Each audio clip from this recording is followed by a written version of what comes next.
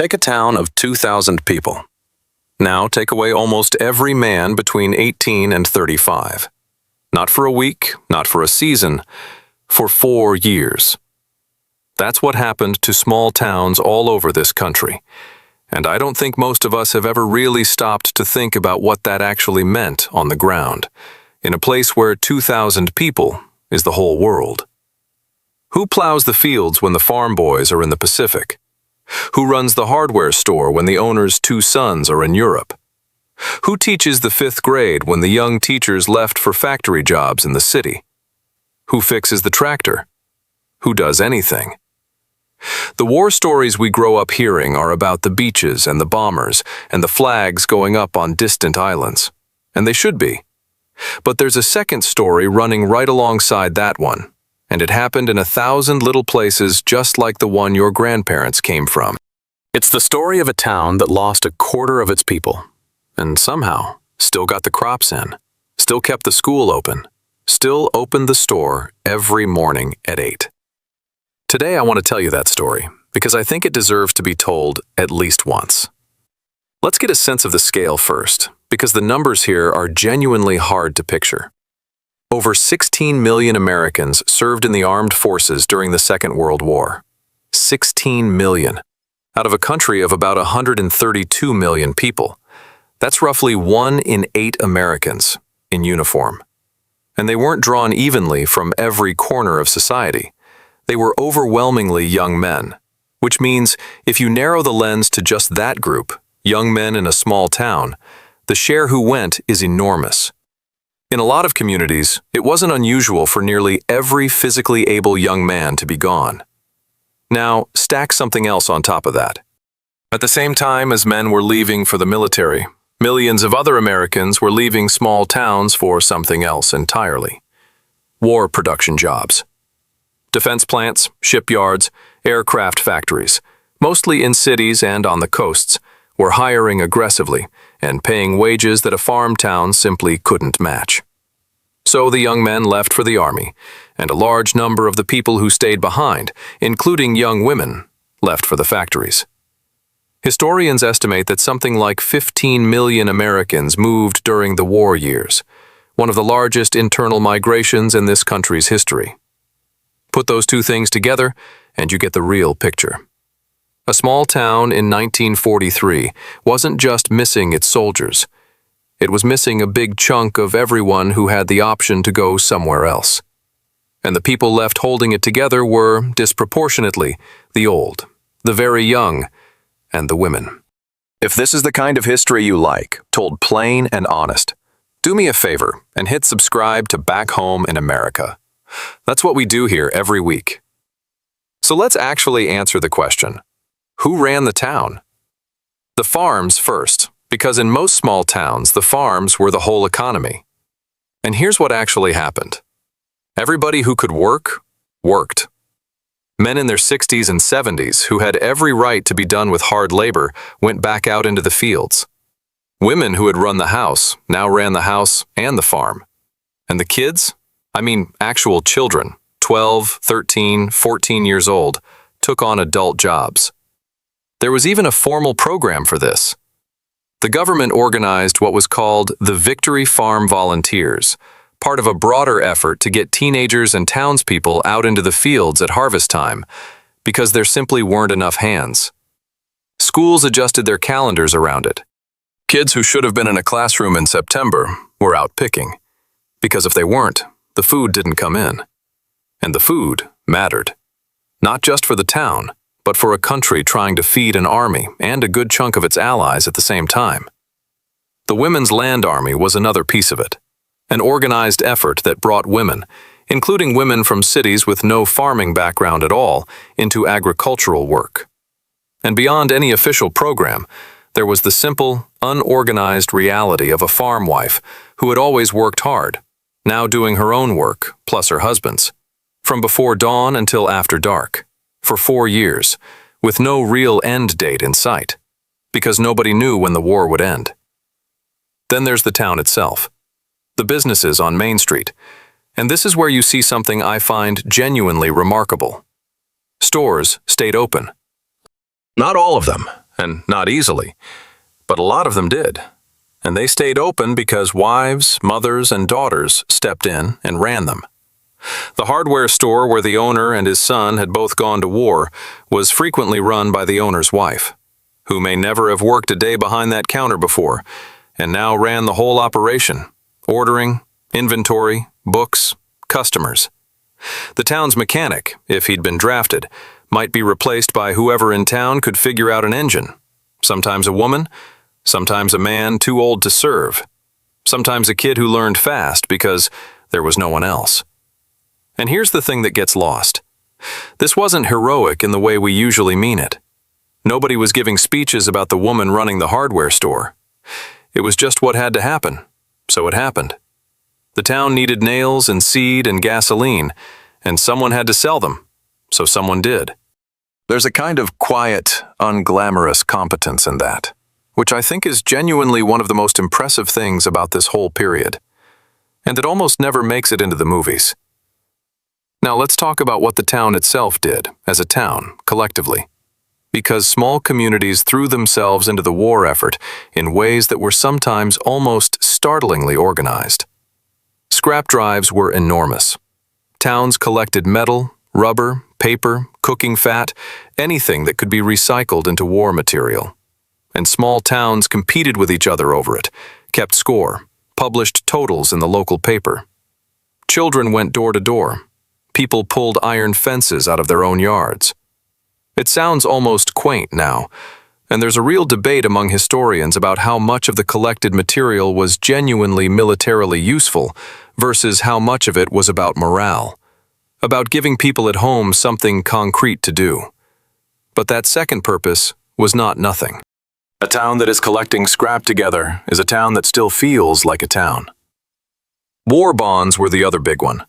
Communities set targets and drove hard to hit them. And again, the local paper printed the numbers, and there was real social pressure and real pride tied up in it. And then there were the service flags, the small banners families hung in their front windows, with a blue star for each family member serving.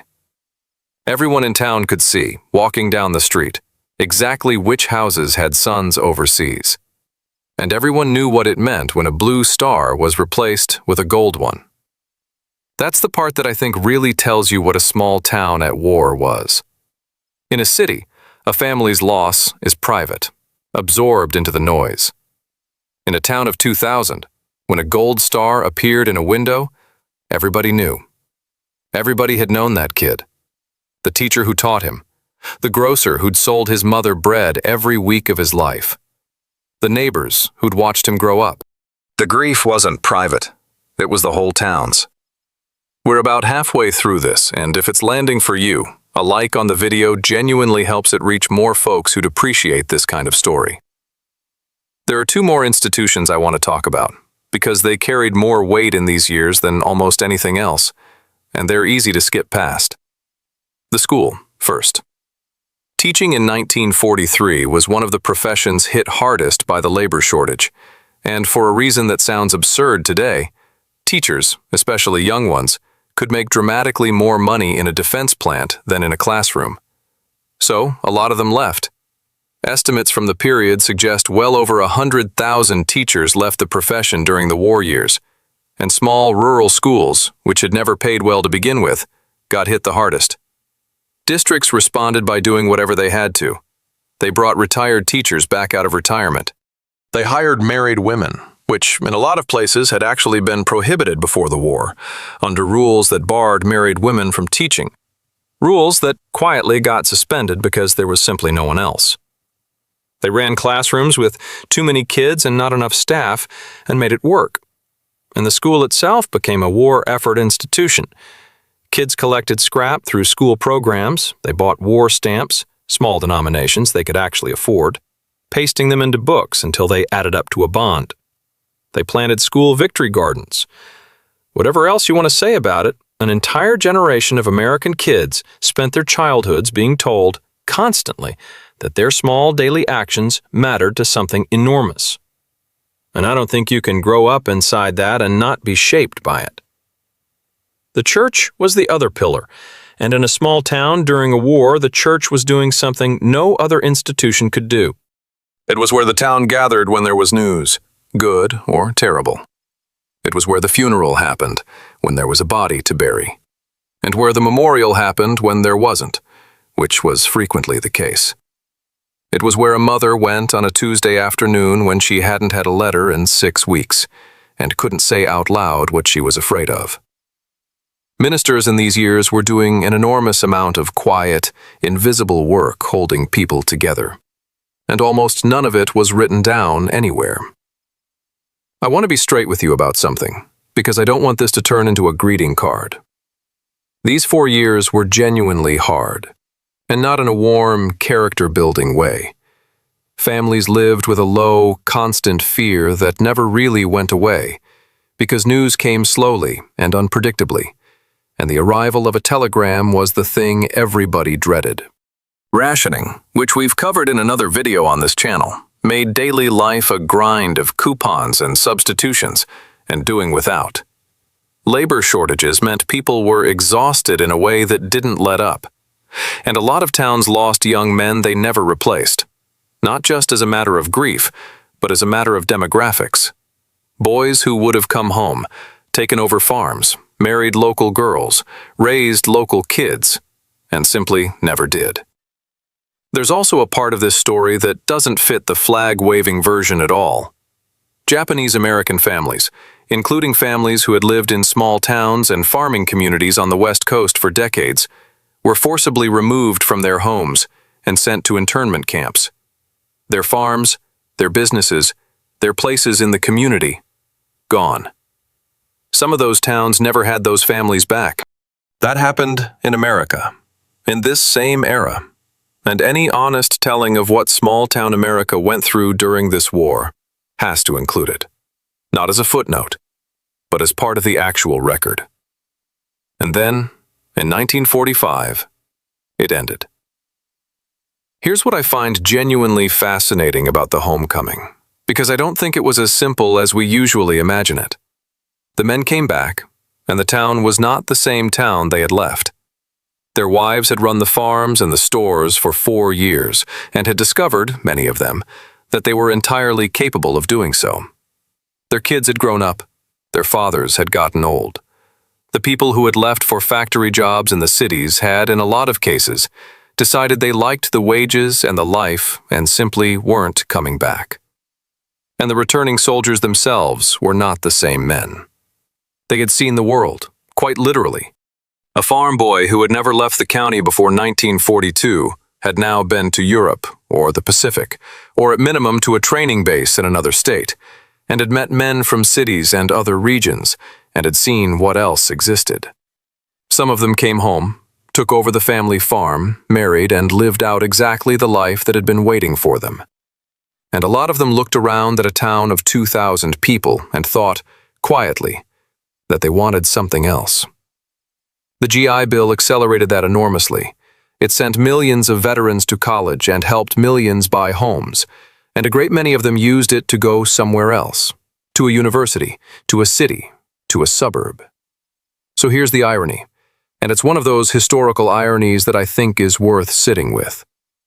The small towns held on, heroically, through 4 brutal years, and then, having survived the war, a lot of them started emptying out in the peace that followed.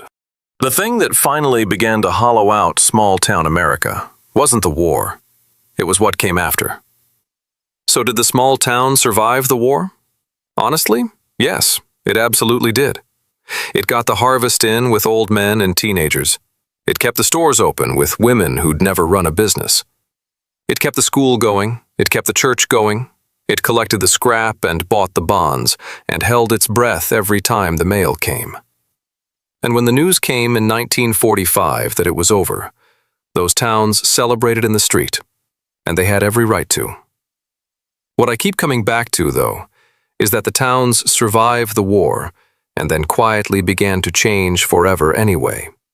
Not because they failed, but because the world got bigger, and the people in them had seen it. That's not a tragedy exactly. It's just what happened. But But I do think there's something worth honoring in that 4-year stretch, where a whole lot of ordinary people, most of them not young, not male, and not in uniform, held an entire community together with nothing but stubbornness and the assumption that, of course you do this, because who else is going to? If your family has a story from those years, a grandmother who ran a store, a grandfather who farmed at 14 because his brothers were gone, a service flag in a window, I'd genuinely love to read it in the comments. These are exactly the stories that vanish when the people who lived them do. And every one that gets written down here is one that doesn't disappear. And if you want more of this, the real, unpolished version of American history, hit subscribe to Back Home in America. There's a lot more of it left to tell. Thanks for spending this time with me. Take care of yourselves, and I'll see you in the next one.